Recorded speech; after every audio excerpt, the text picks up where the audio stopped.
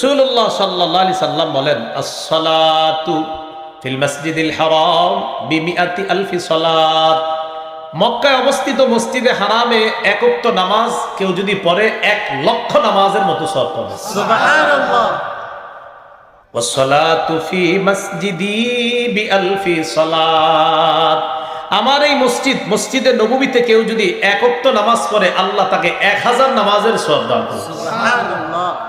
ওয়াস-সালাতু feel মাসজিদি বাইতুল মাকদিস বি500 সালাত।